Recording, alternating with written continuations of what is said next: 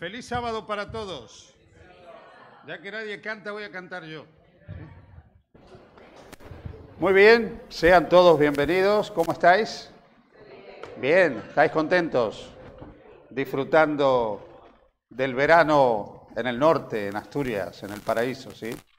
Bueno, hay gente, he visto esta mañana personas que conozco de hace algún tiempo, amigos que vienen de Sabadell, ¿sí? Donde fui pastor.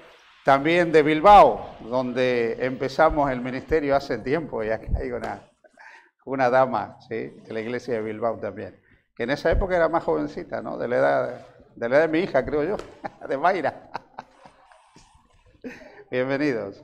Y Pastor Martorell, yo sí sabía, Pastor, le tiraba el fardo directamente. Bueno, hemos estado de vacaciones felices.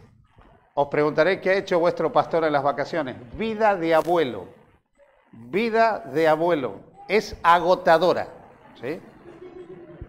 No se duerme con 2 bebés. Hay que estar pendiente todo el tiempo de los mellizos. El otro que está no celoso del todo, pero por ahí le da un ramalazo. Así que entre los 3 nos han alegrado todos estos días de vacaciones y esta parte del verano. Realmente hemos disfrutado de estar con las hijas, con los nietos y poder disfrutar estos días, pero también teníamos ganas de volver y estar con vosotros y pasar estos momentos también de meditación en torno a la palabra de Dios. Bueno, dejando ya la introducción, voy a empezar con algo que tiene que ver con mi vida familiar, ¿sí? Yo tuve mi padre y mi madre, fueron 2 personas con sus luces y con sus sombras, como todos. Los seres humanos no son perfectos. Yo nunca terminé de entender si mi madre era como era gracias a mi padre o mi padre era como era gracias a mi madre. Lo que sí sé que ellos tenían la habilidad para alegrarnos el día, a mi hermana y a mí, cada día cuando discutían, cuando peleaban. Porque eran muy peleones, eran muy discutidores. Y yo recuerdo una frase de mi madre, una frase que era proverbial de mi madre, que la repetía constantemente cada vez que tenía una discusión con mi padre. Decía: acciones quitan pasiones.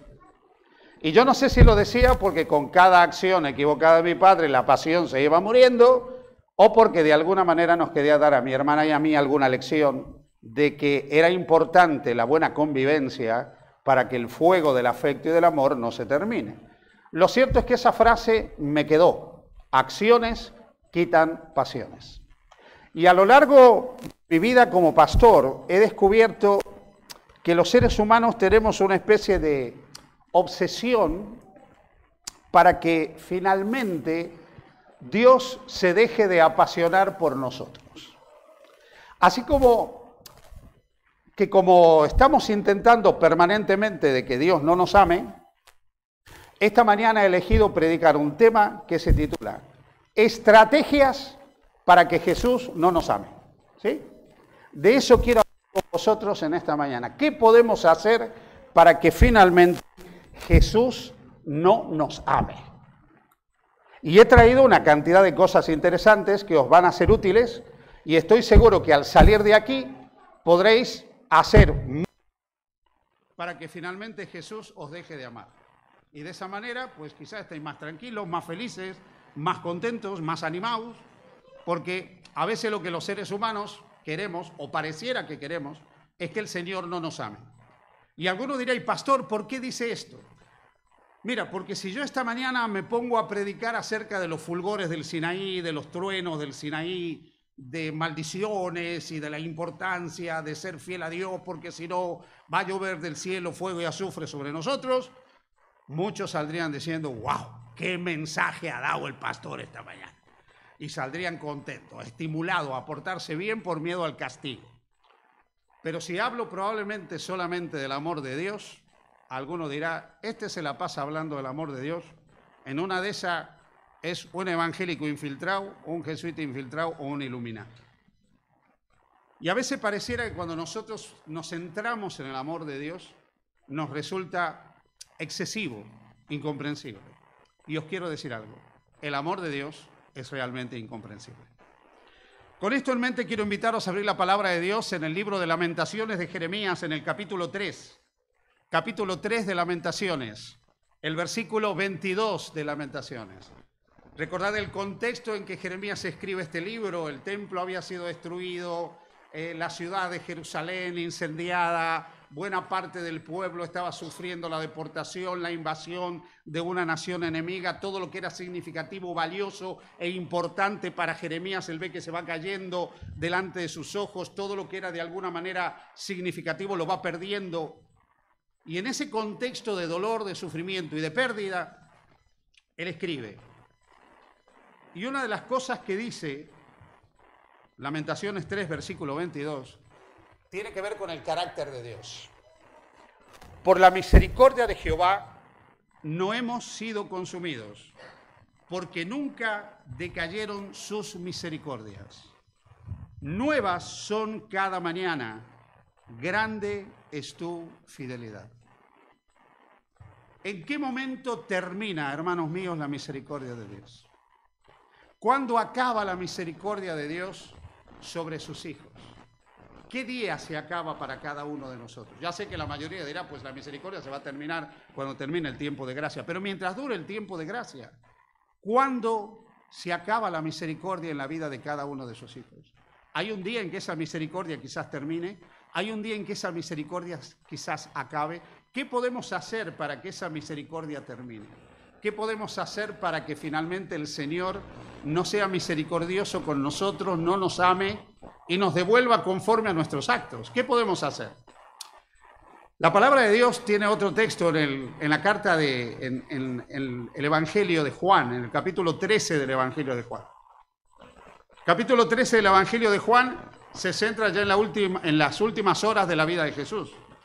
Jesús está por ser juzgado, está por ser condenado y está por ser crucificado. Sabe exactamente quién está delante de él, conoce perfectamente a cada uno de sus discípulos, sabe la condición, sabe lo que ha ocurrido, sabe exactamente todo de cada uno de ellos. Pero el capítulo 13, en la última parte, en el verso 1, dice algo que tiene que ver con lo que dijo el profeta Jeremías cientos de años antes, que tiene que ver con esa misericordia y esa compasión incomprensible de Dios. Antes de la fiesta de la Pascua, sabiendo Jesús que su hora había llegado para que pasase de este mundo al Padre, como había amado a los suyos que estaban en el mundo, los amó hasta el fin. ¿Qué podemos hacer para que el Señor no nos ame? Vamos a repasar algunas cosas que nos pueden ayudar para que el Señor no nos ame. Pensemos en que el Señor de pronto nos dice qué es lo mejor para nuestra vida. Piensa por algún momento que tú eres Adán y que tú eres Eva. Piensa que el Señor te está poniendo en un lugar maravilloso, te entrega todo para que tú seas feliz y te orienta, te da consejos, te dice este es el camino, esto te va a ayudar a ser feliz, esto te va a ayudar a evitar la muerte, esto te va a ayudar a evitar el dolor, esto te va a ayudar a evitar el sufrimiento. Y de pronto tú decides no escuchar a Dios, decides no hacerle caso a Dios y decides pecar como pecaron Adán y Eva en el jardín del Edén. Puedes elegir pecar para que el Señor te deje de amar. Pero ¿sabes una cosa? No te va a dejar de amar, porque su amor permanece, porque su amor dura permanentemente, porque su misericordia se renueva cada día, porque no importa quién seas tú, el Señor te va a seguir amando. No importa los pecados que se puedan acumular en la vida de una persona, el amor de Dios sigue permanente. Mi madre decía, acciones quitan pasiones. Podríamos decir, acciones reducen el amor, pero desde el punto de vista del corazón de Dios, ninguna acción del ser humano va a reducir el amor de Dios. Puedo pecar y Dios me sigue amando.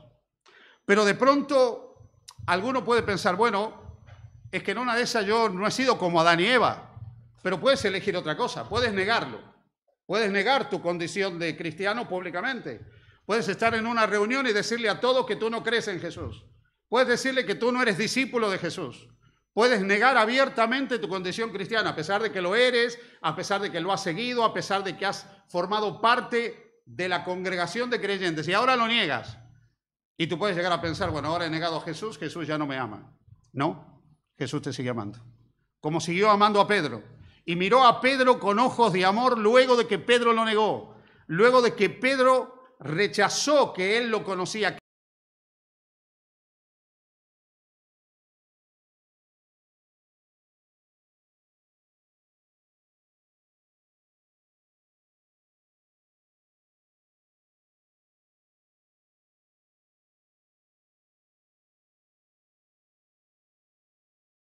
Lo que vas a hacer, hazlo pronto. Pero lo amaba, lo seguía amando. No dejó de amar a Judas porque lo había vendido. No dejó de amar a Judas porque lo había traicionado. Así que tú puedes elegir pecar y el Señor te va a seguir amando. Tú puedes elegir negarlo y el Señor te va a seguir amando. Tú puedes elegir traicionarlo y venderlo y el Señor te va a seguir amando. O puedes elegir perseguir al Señor y perseguir la obra del Señor y ser un enemigo acérrimo del Señor. ¿Y sabes lo que va a hacer el Señor? Va a salir a tu encuentro. Te va a buscar desesperadamente y se va a revelar a ti para que tú le conozcas, tú que le persigues, tú que le niegas, tú que eres un enemigo. No vas a lograr que Él te deje de amar. Puedes ser un perseguidor de Cristo y de su palabra, pero el Señor te va a seguir amando. Puedes abandonarlo completamente, como hicieron los discípulos. Puedes dejarlo. Y sin embargo, el Señor te va a seguir amando. O de pronto puedes tener problemas de fe, puedes no creer el relato de la palabra de Dios. Puedes dudar del mensaje de la palabra de Dios. Puedes incluso decir, yo si no veo y no toco, no creo. Pero el Señor te va a seguir amando. Y el Señor se va a manifestar a tu vida. Y te va a dar a ti, que tú necesitas pruebas tangibles, las evidencias que tú necesitas, porque te ama. Y te va a seguir amando a pesar de tu incredulidad, como lo hizo con Tomás, que dijo, si no meto mis manos en el costado y no veo la señal de los clavos en las manos y en los pies, yo no voy a creer. Y ahora se le aparece Jesús y dice, Tomás, aquí estoy, ven, mete aquí tu mano. Ve los clavos, ¿dónde estuvieron? En las manos y en los pies. Y Tomás, no seas incrédulo sino creyente. El Señor te va a amar, aunque tú tengas problemas de incredulidad, aunque tú tengas problemas de fe. Porque el amor de Cristo por nosotros está por encima de cada una de nuestras miserias. Está por encima de cada una de nuestras limitaciones. Pero te quiero decir algo más en esta mañana. Tú puedes elegir matar a Jesús. ¿Sí? Puedes elegir matarlo. Y cuando lo estés matando, aún el Señor te seguirá amando y clamará al cielo por ti cuando tú lo estés matando, diciendo, Padre, perdónalo, porque no sabe lo que hace. ¿Qué puedo hacer para que el Señor me deje de amar? Absolutamente nada. Nada. Puedo autosabotearme como cristiano, buscar hacer todo lo que me han dicho que no haga y creer que de esa manera Dios no me va a amar. Pero te quiero decir hoy una cosa. Dios siempre te va a amar. No importa lo que hagas, no importa el punto que llegues, Dios siempre te va a amar. Tú puedes pecar, puedes negarlo, traicionarlo, perseguirlo, dejarlo, ser incrédulo, matarlo incluso, pero el Señor siempre te va a amar. Y no pretendas entender este amor desde tu visión del amor, desde tu capacidad para amar. Ninguno de nosotros es capaz de amar en una condición así. Ninguno de nosotros, si tuviera una relación con alguien afectiva y esa persona lo maltrata, lo niega, lo traiciona, le hace daño, lo abandona e incluso está dispuesto a matarlo, ninguno de nosotros podríamos amar sin límites como Dios ama. Porque finalmente es cierto que desde el punto de vista humano, acciones quitan pasiones. Pero desde la perspectiva del carácter de Dios, el amor de Dios es constante y el amor de Dios es permanente. Y haga lo que haga el ser humano, ese amor perdura y ese amor no se apaga y ese amor no se termina. Por eso es que cuando el apóstol San Pablo escribe su carta a los romanos, esa magistral carta que nosotros encontramos en la Biblia, dice en el capítulo 8 algo que es extraordinario. San Pablo comienza su argumento mostrando esa salvación que Dios nos otorga a los seres humanos, firme, constante, permanente. Y dice que Dios nos ha conocido, nos ha predestinado, llamado, justificado y glorificado en Cristo Jesús. Y luego en el versículo 31 del capítulo 8, dice, ¿qué pues diremos a esto? Si Dios es por nosotros, ¿quién contra nosotros? Si Dios es por nosotros, ¿quién contra nosotros? Mira, el peor enemigo que tú tienes para enfrentarte contra Dios, eres tú mismo. Nosotros somos el principal obstáculo al amor de Dios. Porque no nos dejamos amar por Dios. Porque nos resistimos al amor de Dios. Porque nos resistimos a la misericordia de Dios. Porque estamos llenos de dudas humanas en cuanto al carácter de Dios. Porque tenemos la manía de ver a Dios como somos nosotros. Porque tenemos la tendencia a hacer Dios a nuestra imagen y semejanza. Y ponerle los mismos vicios caracterológicos que los seres humanos tenemos. Si Dios con nosotros, ¿quién contra nosotros? Tú mismo contra ti. Porque tú y yo podemos ser el principal obstáculo para el amor que Dios quiere revelar a nuestras vidas. Pero ahora notad lo que dice el versículo 32. El que no escatimonia a su propio Hijo, sino que lo entregó por todos nosotros, ¿cómo no nos dará también con Él todas las cosas? ¿Quién acusará a los escogidos de Dios? Dios es el que declara justo. ¿Quién es el que condenará? Cristo es el que murió. Más aún, el que también resucitó, el que además está a la diestra de Dios, el que también intercede por nosotros. Y ahora viene la conclusión de Pablo. Frente a todo lo que Dios ha hecho en Cristo Jesús, frente a la obra de Cristo, de entregar su vida por nosotros, para salvarnos, para justificarnos, para glorificarnos, para darnos la vida eterna. Frente al hecho de Cristo, a la persona y a la obra de Jesucristo. La pregunta es, ¿quién nos separará del amor de Cristo? Y Pablo enumera una serie de cosas, tribulación, angustia, persecución, hambre, desnudez, peligro, espada, todos los pecados que yo he mencionado, nuestra propia condición humana, nuestras traiciones. Y sin embargo, dice en el versículo 37, antes de todas estas cosas somos más que vencedores por medio de aquel que nos amó. Por lo cual estoy seguro, dice Pablo, que ni la muerte, ni la vida, ni ángeles, ni principados, ni potestades, ni lo presente, ni lo porvenir, ni lo alto, ni lo profundo, ni ninguna otra cosa creada, nada de lo que hay en este mundo, nada de lo que existe en este mundo, tú, yo, y todo lo que nos rodea, absolutamente nada, lo que somos y lo que hacemos, nada nos podrá separar del amor de Dios que es en Cristo Jesús.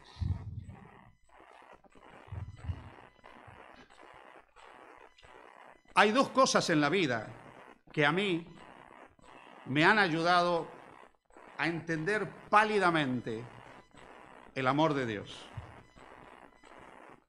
a comprender pálidamente el amor de Dios. Una tiene que ver con la muerte y otra tiene que ver con la vida. Una es la muerte de mi hijo, el primogénito. Porque la muerte de él me ayudó a entender pálidamente, como una sombra solamente, lo que debe haber significado para el padre la muerte del hijo. Y cuánto me había amado a mí y nos ha amado a cada uno de nosotros, nuestro Dios, para enviar a su Hijo a dar su vida por nosotros. Y como lo expresa Juan, de tal manera Dios nos ha amado que envió a su Hijo para que el que en él crea no se pierda, sino tenga vida eterna. La muerte me ayudó a percibir pálidamente, por supuesto, el dolor del corazón de Dios. Con todo, nunca lo podré entender en plenitud, pero pálidamente sí. Lo otro que me ha ayudado a entender un poco de la magnanimidad y del amor de Dios ha sido la vida. Cada vez que uno de mis hijos ha nacido,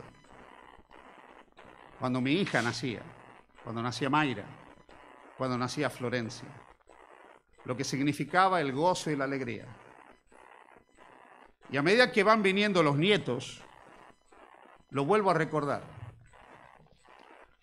Porque en ellos vuelvo a ver a mis hijas correteando, jugando, desvelándonos llorando, exigiendo, pidiendo. Y sin embargo, a pesar de no dormir, a pesar de estar cansado, a pesar de estar atrás de ellos, segregamos tanta oxitocina que solo podemos amarlos a pesar de cómo joroban. Dios solo puede amarnos a pesar de todo lo que jorobamos nosotros. Y su amor es constante y es permanente. Si el amor humano, que es frágil, pálido, imperfecto, puede llegar a ser tan significativo, imaginaros la grandeza del amor de Dios. Pensad brevemente en la grandeza del amor de Dios. Por eso en esta mañana, mis queridos hermanos, tengo dos buenas noticias para vosotros. La primera es que Dios os ama. Y la segunda buena noticia es que no vas a poder hacer nada para que Dios te deje de amar. Así que no tienes opción. Dios te va a amar, te guste o no te guste. Quieras o no quieras. Te agrade o no te agrade. Porque su corazón no puede hacer otra cosa más que amar. Y tú lo que puedes hacer es decidir. Dejar que Dios te ame, dejar que Dios te encuentre, dejar que Dios te cuide, dejar que Dios te arrope, dejar que Dios te perdone, dejar que Dios te consuele, dejar que Dios te restaure, dejar que Dios te ayude. En otras palabras, tú puedes elegir y decidir que Dios te ame, que ese amor pueda ser una realidad en tu vida. Tú puedes decidir disfrutar de ese amor. Dios lo que nunca hará es dejar de amarte. Su misericordia se renovará sobre ti cada día, cada mañana. Y Él te amará hasta el fin, hasta el último aliento de tu vida. Que el Señor te bendiga y te guarde. Que el Señor haga resplandecer su rostro sobre ti, tenga de ti misericordia, y tú y yo, todos, podamos entregarnos completamente al amor de Dios.